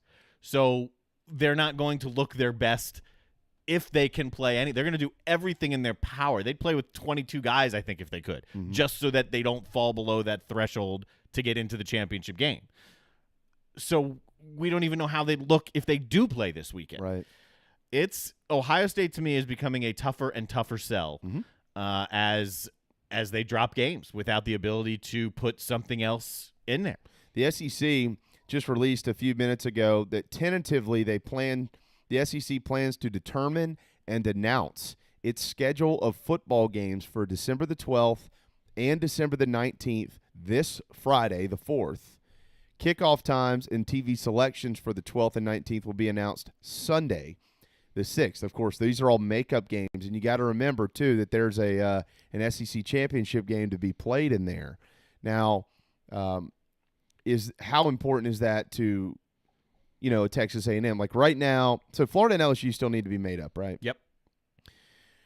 But Florida is much more focused on playing in the SEC championship game. They don't care about making up that game. No, it means nothing to them. It means the game literally means nothing. So Florida could obviously hinge everything on trying to play and beat Alabama. Texas A&M right now sitting at 6-1 and number 5 in the country. They've had 2 games postponed. Tennessee and Ole Miss. Tennessee's already been rescheduled for the 12th. Ole Miss could be, based on that news from the SEC, rescheduled for the 19th. All right, for A&M here. A&M's got Auburn on the road Saturday on ESPN at noon, right after College Game Day. All those eyeballs from College Game Day are going to roll right in to 5th-ranked A&M on the road at Auburn. We'll see what the rankings are after tomorrow's announcement, but probably a top 20 type matchup. Yes. At Auburn. Well, Auburn lost, so top 25 maybe. Who knows? Doesn't matter. Doesn't matter. It's still going to be a quality game on the road for A&M. Yes. All right. A&M wants that makeup game against Ole Miss because if they can win out, they're 9-1 in the SEC. And if Florida loses to Bama, you've got a 9-1 A&M team that would not have played in the SEC championship game, an undefeated Bama team, and then a 2-loss Florida team who would have lost to both A&M and Bama. They'd be out of it. But A&M could jump into the college football playoff without an appearance in their conference championship game by virtue of going 9-1 in the league over Ohio State. Yes. Yes. That is So real. Yes, that is a very, very real scenario. Yeah. If particularly if Alabama handles Florida, that's a very, very realistic possibility. Yeah. I mean, like A&M wants that makeup game against Ole Miss. They want another win. They want that 9 wins. They badly. The eye test. Well, I've been saying it from the very beginning of the year. This year more than anything, the amount of points you win by, how sexy do you look, it matters. The committee might not tell you it matters, and they might sit there and fall on their sword and tell you it doesn't matter. It matters. Yeah. It has to matter because you don't have equal sample sizes. So you can't just go off stats. You can't just go off, rosters. It's got to matter. There has to be some deciding factor. And in the end, it's human nature that will be deciding factor. I've seen this team enough. I'm more comfortable with my knowledge of this team. I'm also very comfortable with my knowledge of Dog and Duck, their game day burger, their trivia days, and they got 3 locations in Mount Pleasant, Clemens Ferry, Park West, and in Bell Hall. Game day burger looks special. It's supposed to be a chilly afternoon coming up on Saturday. Maybe you could take your seat at a Dog and Duck here near you and watch what's going to be a great slate of college football and basketball coming up on Saturday. By the way. All right, thanks to our friends at Patriots Point, patriotspoint.org, to be able to tour the museum. If you haven't checked out the Laffey, the Clam-Gore, the Vietnam War exhibit, or the USS Yorktown, you should absolutely do that. Patriots Point is right there nestled on the banks of the Cooper River. Anytime you got somebody in town, take them over to Patriots Point and check out one of the neatest museums we've got here in the U.S. Also, that's the site of the Holy City Drive-In movie series, and it's that time of year, the holiday time of year, Christmas movies. This past weekend, they played Christmas Vacation, Hip Hip Hooray on Friday night, and then they played Home Alone on Saturday night. Mm-hmm. This coming weekend, they're off. Okay. But they'll return the following Friday, December the 11th, and then the Friday after that, December the 17th. Friday the 11th, they'll show the 2018 Grinch, the revamped animated The Grinch. Yep. And then on December the 17th, Elf, of course, starring Will Ferrell, will be showing over there. So holycitydrivein.com. Gates open at 6:15. That's where you can get your show times and much, much more. Back your truck in for a drive-in movie right there on the banks of the Cooper River. Take your family this holiday season to Patriots Point for that. It is time for a timeout. When we return, Reggie Merriweather, who roams the sidelines for Clemson football, he'll join us to talk about their win this weekend.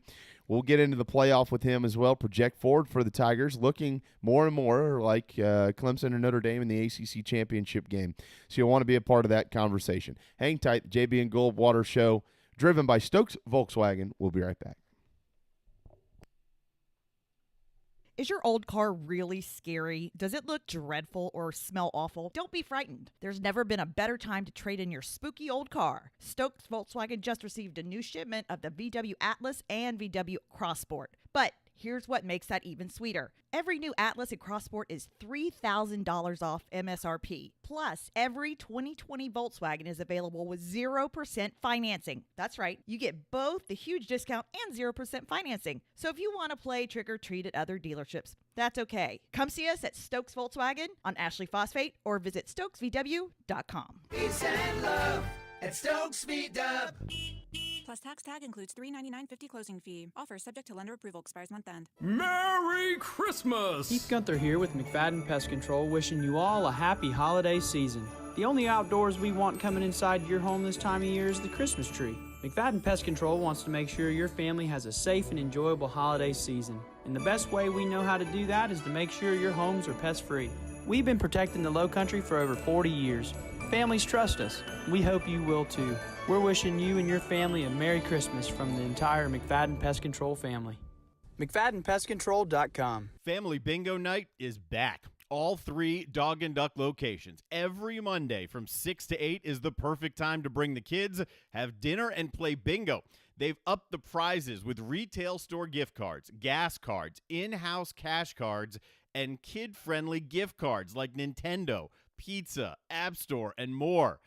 Thanks for supporting local businesses like the Dog and Duck in Bell Hall, Park West, and on Clements Ferry Road. What's up, everybody? This is South Carolina singer-songwriter Patrick Davis, and I might live in Nashville, Tennessee, but guess what? I can always listen to the JB and Goldwater Show because they are always live, loud, and online. Pink, pink, pink, pink. 1:30 Monday afternoon, the JB and Goldwater Show, protected by McFadden Pest Control, McFaddenPestControl.com. Download our all-new app, JB and Goldwater app. You can also purchase a $5 a month season ticket in there and get you into the neat stuff like Gamecock Talk and Whiskey Talk, and we got a bunch of information we put out there. You get all these exclusive interviews and things like that. Darren will cut them up, send them right to your email. If you miss the program, you'll love it. It's only $5, $4.99 actually. That's right. It's not even $5. We'll save you a penny, $4.99 a month. All right, to the phone lines we go. That's where we find Reggie Merriweather, former tailback at Clemson, and now he roams the sidelines when they allow him to in this COVID era. Clemson this weekend, big winners over Pittsburgh, 52-17. Hey, buddy, how was your Thanksgiving? And congratulations on getting back out on the field and getting a big win. Hey, what's going on, guys? Yeah, things were great, man. I had just fun with the family. It was kind of a weird Thanksgiving. We didn't have any people from outside of the immediate family come over, but it was still a good time and enjoyable to sit around the table, get fat with people that you love. So it was good. And, obviously the game was excellent this weekend, man. Just another gorgeous day in the Valley. And, after having 3 weeks off to kind of contemplate and, think about who you're going to put the whammy to next. I think Florida State was right by taking that game off because Trevor Lawrence and the Clemson Tigers, man, came out on fire. It looks like Florida State's decided just to cancel most of the season. They're backing out of everything that they can these days. Clemson's not, though.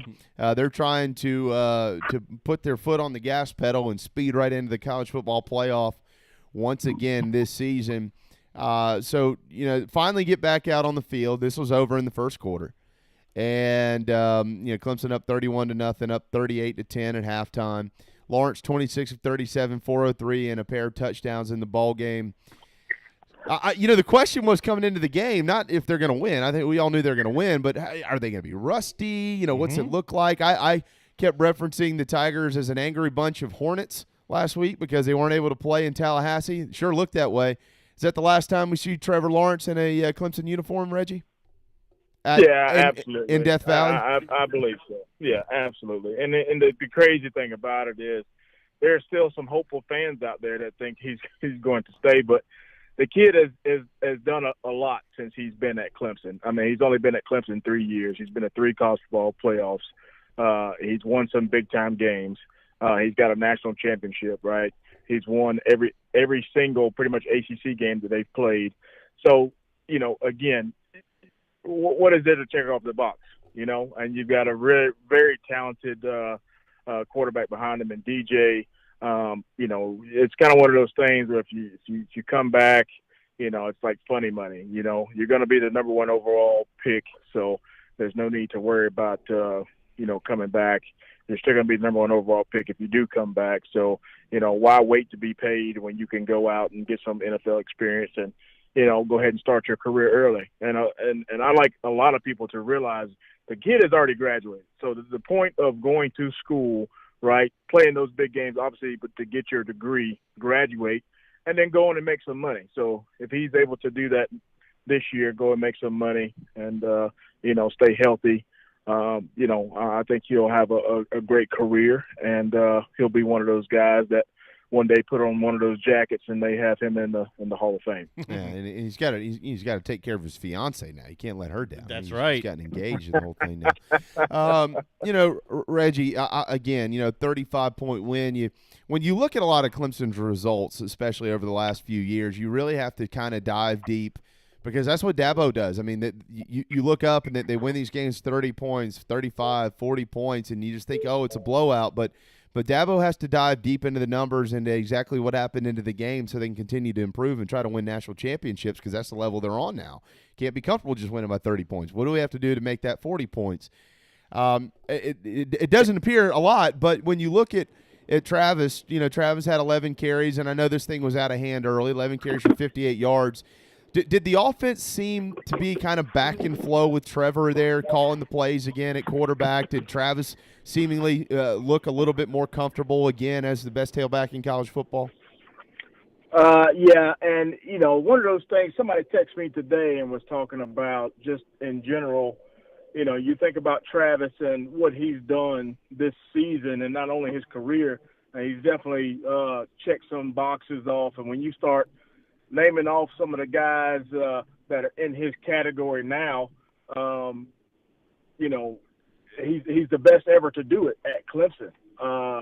ACC. And you think about just as short, not as short his career. I mean, he's been there 4 years, but I mean, I think the game, was it last year? He had 28 carries in a game, or 30 carries in one game, and that was his most ever. So the guy still got fresh legs. He hasn't been banged up. They really use him in the passing offense. The guy can catch. You could check off the box for a lot of things there for this young man, and he's still fresh. He hasn't been running to the ground, like most running backs, getting 25, 30 carries every single game. And he's played in a ton of games, but he hasn't been used that much, and I think that'll be to his advantage as well going into the draft. And, not to take anything away from, Trevor, but we thought beginning of the season this could be like a Reggie Bush, Matt Leinart type deal where these guys, go to New York together, but not so much the case. COVID and a couple missed games, and the scenario has definitely changed. But not to take anything away from that young man, he is the best to do it at Clemson University. He's one of the best to do it in the NCAA, and he's done it at a high level. What will they continue to try to improve in the run game? I mean, I think we can all go ahead and project it's going to be Clemson and Notre Dame again in the ACC championship game. Reggie, what there are they working on? What needs to improve? Even they got this one game left this weekend in Blacksburg.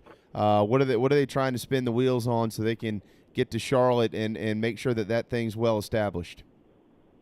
Well, I think they got two things they need to establish in the run game. First of all, it would be how many more creative ways can we get Travis Etienne the football? If everybody is keying on him, right, how can we use that to our advantage? How can we use these trick plays, right, to open up some other guys on the field?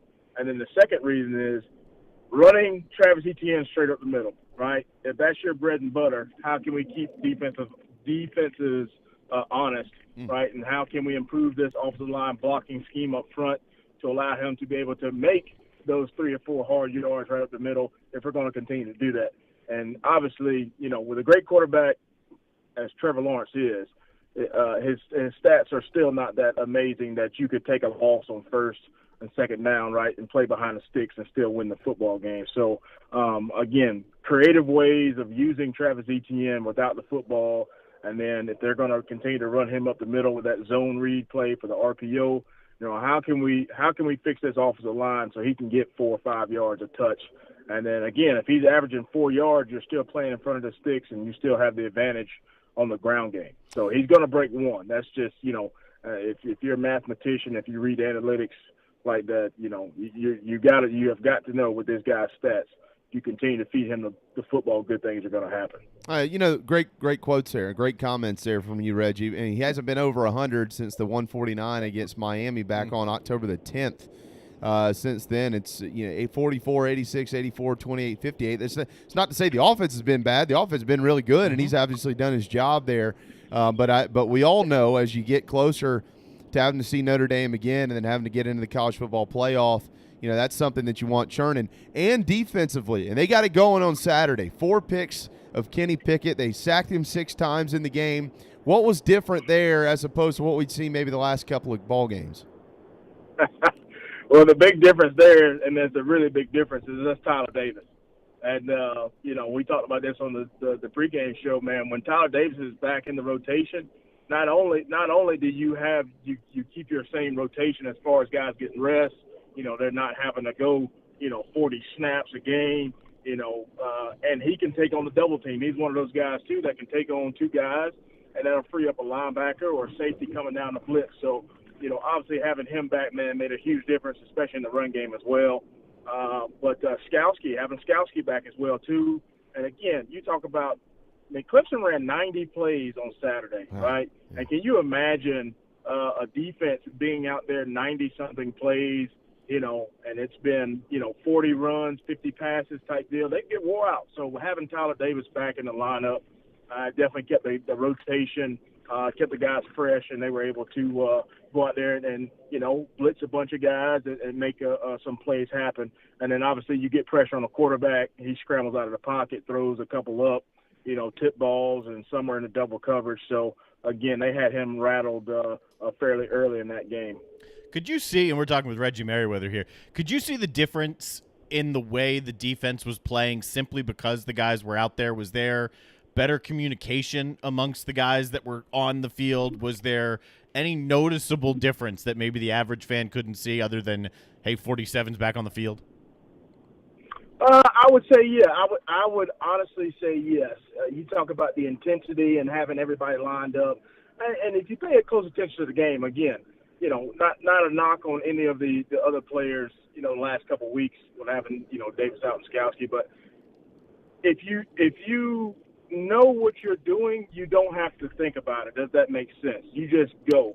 And for him to be lined up where he is, telling guys to get lined up when they were running some of those plays, he knows what the coach is doing, so he relates it to the field, and he's able to get guys lined up faster, regardless if they do the hurry up and all that. But, watching them and what they did this weekend, classic Brent Venables, sending pressure from every which way, and that's just due to that great defensive line. And running that 3-4, obviously you catch guys off guard.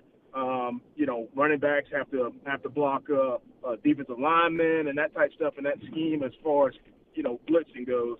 But, man, just incredible energy. And they came out and they did what they wanted to do, which was basically take over that line of scrimmage and win that football game. Reggie Merriweather, former tailback at Clemson. Now he is on the call every Saturday, usually roaming the sidelines. It all just depends on whether he has his mask on or not. Reggie, you move forward now, all right? So you got to go to Blacksburg this weekend. We all know it's going to be – are y'all going, by the way? Are you making the trip to Blacksburg? Are they going to let you up there? So not sure yet, but I'm going to aim at no for right now since, like you said, the COVID up north has been taking over. Okay. You'll be warmer. That might not be the worst thing. Might be warmer where you're going to be, yeah. The high that day, I think, is only about 40, but they don't kick till 7:30 at night. So, obviously, kick time's going to be somewhere around freezing for this one. Both the Gamecocks and the Tigers have some really cold trips coming up this weekend. Carolina's going to go to Lexington. So they won't be too far away from each other. But this Hokies team is really reeling. They lost by 3 against Hugh Freeze and Liberty. They lose that close 1-point game against Miami, and it's almost like it just popped the balloon because then they lose by 33 to Pittsburgh, whom obviously the Tigers just trounced. And there's some up there that think that Justin Fuente is not going to make it out of 2020 as the head coach of Virginia Tech. We'll see. That Virginia game at the end of the year might save his job if he's able to win it. Clemson has not lost to Virginia Tech since 2007, which was a 41-23 defeat in Clemson. Of course, Frank Beamer, the coach then. Since then, they've only played 5 times and twice have been in the ACC championship game. Of course, Tigers have won both of those. But is there anything about this Hokies team? I mean, obviously, they're kind of playing for their lives here at 4-5, a game under 500. Is there anything dangerous that we should keep our eyes on as the ball game approaches on Saturday night? Well, this Virginia Tech team, again, you've got decent quarterback play, and I think that's what a lot of people overlook in the ACC this year when they start talking about teams, wins and losses, blah, blah, blah. But, I mean, we've got some really good quarterbacks in the ACC this year. You talk about Darren King. You think about a quarterback from Pitt. You've got North Carolina, of course, Clemson. So you've got some really good, talented offenses and some really good, talented teams. For Virginia Tech, I mean, obviously it's not Frank Beamer ball like it used to be. They used to play really well on special teams. They've had a lot of special teams plays not go their way this year. And then you think about Virginia Tech, you think about defense, but that defense has been banged up and they've given up some really big plays. So that's a big part of it, that offense. I mean, again, they can run the football well as they normally do. But once you get behind in some games, you can't run the football 35, 40 times a game like you want to. So that'll be a big one to look at in this one. But Virginia Tech, again, I mean, it's one of those schools that, they lost a close game to Liberty. Liberty was still undefeated at that time, and they got knocked off by NC State, but really good football team. And then Pitt, really good football team as well, but they just took advantage of special teams, and their defense played well that game. So I think this is going to be a great ball game. It's going to be another good one in Blacksburg, and hopefully the Tigers can come out with the win. But again, you got to start fast. It's going to be cold, and you gotta be able to stop the running game. You got to be able to stop the running game to win this one. Yeah, Hendon Hooker, more of kind of a game manager. I mean, he's a dual threat guy, kind of more of a game manager though through the air. Of course, Virginia Tech didn't play this weekend, so they have had that extra week to kind of prepare for the Tigers and try to hang in there. Here's the thing, though, Clemson wins the game. They're in the ACC championship game. It's gonna more than likely, be a Notre Dame, Clemson, Notre Dame, a rematch. There you go. I kept wanting to say replay, a rematch with Notre Dame. They hope it's not a replay. Yeah, no. Reggie, I don't want to project too far ahead, so not really getting into that ball game specifically, but I kind of want to roll this conversation. You're a neat voice for this. You always have a pretty good take on the state of college football. Right now, if you look at the college football playoff rankings, which are going to be debut or week 2 will come out tomorrow night. You still got Ohio State in there at 4. But, I have a feeling that could change. I don't know if it will because they didn't play this weekend. But Darren and I were discussing earlier, I think there's a real possibility that the top 4 teams in the country right now in college football, Reggie, are 2 ACC teams and 2 SEC teams. I actually like Florida more than I like A&M, even though A&M beat the Gators by 3 earlier in the season. But I want to get your take on that and the lack of eyeballs on Ohio State. They've only played 4 games this year. If they don't play Michigan State this coming weekend, they're going to be disqualified from the Big Ten championship game. Wanted to get your take on the college football playoff and where the Buckeyes may land in this thing with A&M and Florida right there behind them. Well, I tell you what, where was it? Was it 3 years ago? Yes, 3 years ago when Alabama didn't play for their SEC title game, but they still made it into the college football playoff and won. And then you had, I want to say, the first year, you had all these teams out of the Big Ten that were squawk boxing about not getting in. They need to make it 8 teams.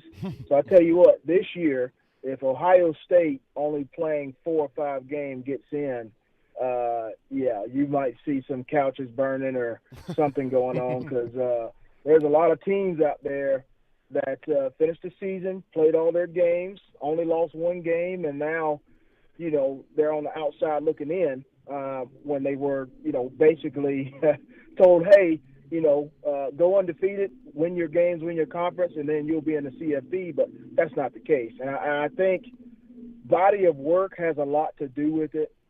Obviously, Ohio State has beaten Indiana, which obviously they're probably going to be a shoe-in for the Big Ten title game. But they've only got 1 loss, and that's Ohio State. Then you start looking at all the rest of the schools on Ohio State's schedule there. And Michigan is not the same Michigan. Michigan State's not the same Michigan State. No. And so who is their test game that you go out there and say they look really good, they dominated? Now, if you're talking about Alabama, Alabama's Alabama. I think they're the number 1 team in the land. They've been the most consistent week in, week out on special teams, offense, defense, blah, blah, blah. You look at Notre Dame, they've come out there and they've handled business. Clemson, Texas A&M, Florida, even Cincinnati. You start looking at some of these teams. Yeah, they all deserve to be in, but who has the schedule that you can compare and say, okay, man, they beat a marquee team, had a marquee matchup, you know what I mean, that type stuff. And I don't think, if I'm looking around, I think Texas A&M with that big win, Florida, they look good. They've won some football games. I think they deserve to be in, like you said. I think Florida with that 1 loss to Texas A&M, they've got Kyle Trask is on his Heisman game. He's playing well. Cincinnati's still undefeated, but I don't see them going to play Alabama and doing anything. You think about BYU. I just think, like you said, I think it's 2 solid ACC schools, 2 solid SEC schools that could make it for a very interesting college football playoff. So, I'm a little biased, obviously with Clemson, but at the same time, too, it's all about your body of work. And hopefully the college football playoff committee, they understand that. But, again, we've seen they talk about the most complete teams and the most exciting offenses and all that type stuff. So I would not be surprised if they got in. but there's going to be some smoke in the city for sure from these other conferences if the Big Ten non-champion Ohio State, only playing 4 or 5 games this season, gets in. And again, they played a condensed schedule. They knew they couldn't miss any games.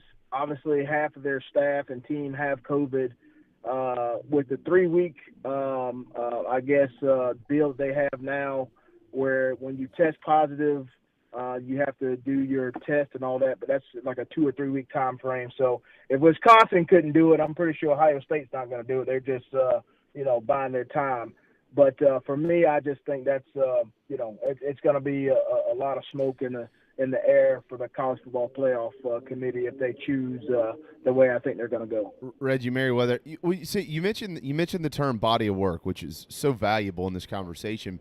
And we've been talking about A&M. We've been talking about Florida. By the way, I've got one more little point to make on that here in a second. But how about you talk about body of work? There's another team in Ohio that's got a pretty good body of work. It's Cincinnati. Mm-hmm. And like you said, I get it. Okay, so Ohio State beat Indiana by 7. Indiana came roaring back. Michael Penix is out the rest of the year, so that sucks. But they did beat them with their star QB. But you look at the body of work. Right now, it's a combined 9-14 record that Ohio State's opponents have, and that's just because Indiana's 5-1, or else they'd be 4-13 combined. And then you got Cincinnati, who went to. And look, I'm not saying any of these teams are necessarily better than Indiana, but overall, Cincinnati's 8-0. They beat 16th ranked SMU at the time on the road by 29 points. They went down to Orlando. They beat UCF. They beat Houston by 28. They beat Memphis by 39 points. They beat Army by 14 points. They still got to play Tulsa later on in the year. Tulsa, by the way, is second in the American, 5-0, 5-1 overall. Mm-hmm. So you talk about a body of work. If Ohio State was to get in there at 5-0 over both those SEC teams, yeah, they'd be beating the doors down. But so would Cincinnati, right, Reggie? Is that a fair point? Yeah. Well, that's what I'm saying. I mean, if they get in, it's going to be more of a cry than ever to make it 8 teams, which I think it would be more exciting. You get more bowls in there, you get more money in there, blah, blah, blah. But if you're going to say, okay, Ohio State, you guys played 5 games, right? The only team that you faced was Indiana. Indiana looked so good. You guys look so good. You put up so many numbers. Heisman hopeful this. You're in top, 5 or whatever, your top 5 in every category statistically, even playing those just 5 games. Okay, I see that, but it's not like that and the way the Big Ten is this year, Penn State's only won 2 games. No, they've only won 1 game. 1 game. Sorry. 1 game. And they beat Michigan. They beat Michigan. Yeah. Harbaugh's retirement party, y'all watch it. Live TV when they lost to Penn State. And I'm thinking to myself, how are you saying this is legit Big Ten football? Like, no, this is not what we're used to seeing. Not what we're used to seeing. And Indiana, had a tough break with, they lost their quarterback, but they had a legit shot.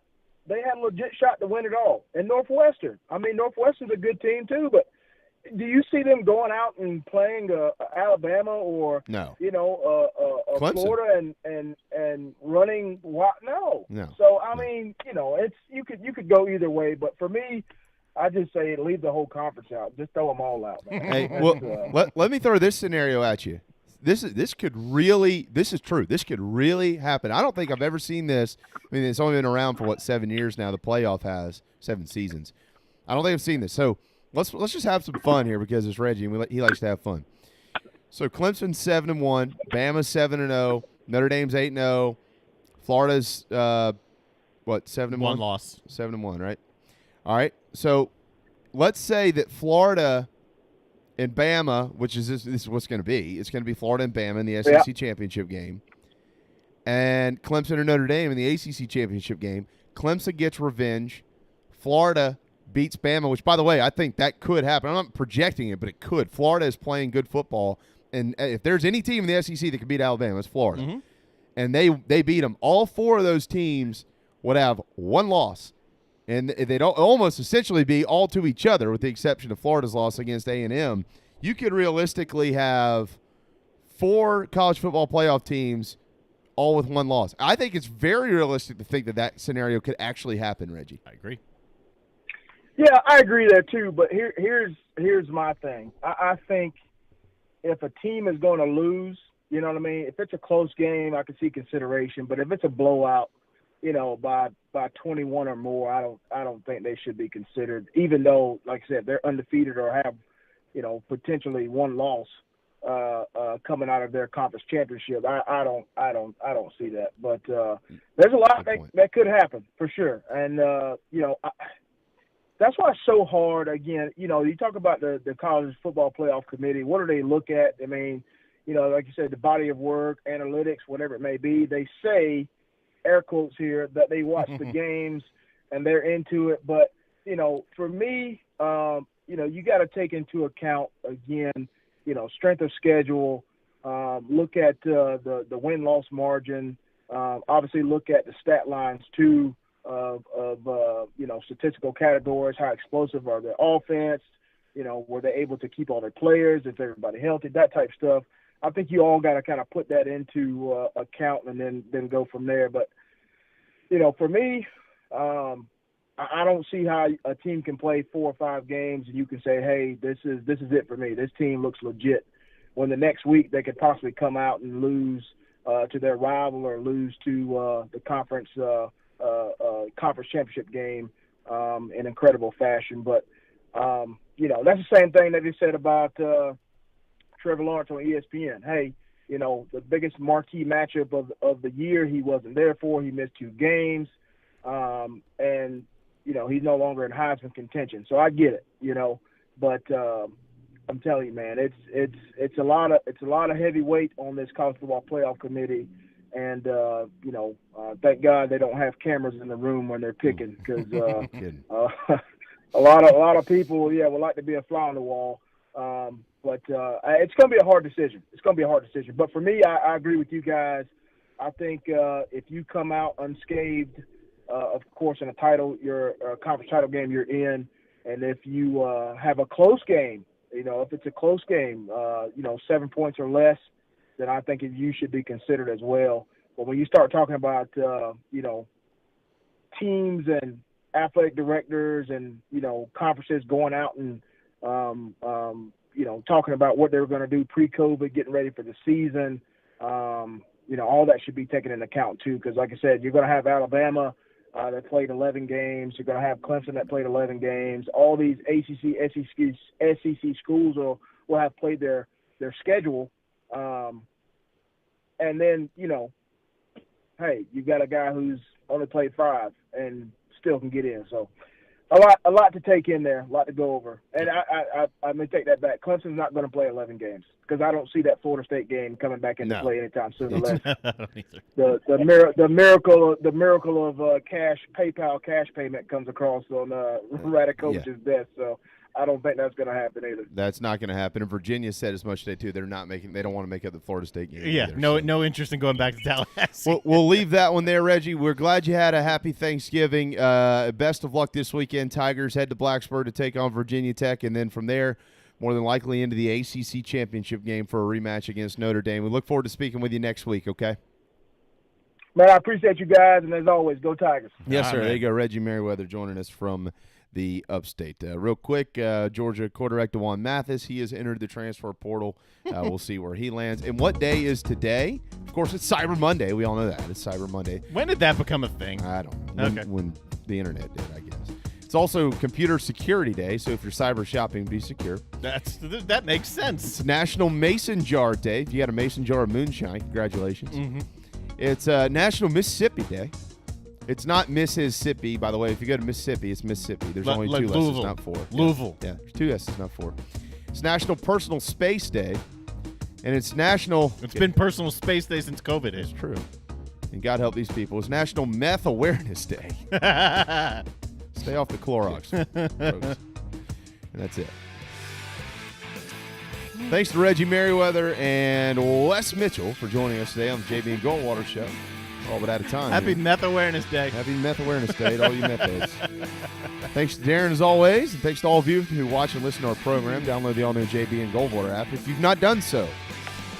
We're back tomorrow. We have Mike Bobo's press conference tomorrow. Gene Sapagoff. Could have a fill-in for Perry Orth tomorrow.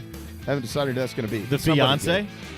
He's got some things going on tomorrow, so we'll fill in for Perry. All right. Well, congratulations, though. He's engaged. Perry Orth, your life has changed, buddy. Good luck.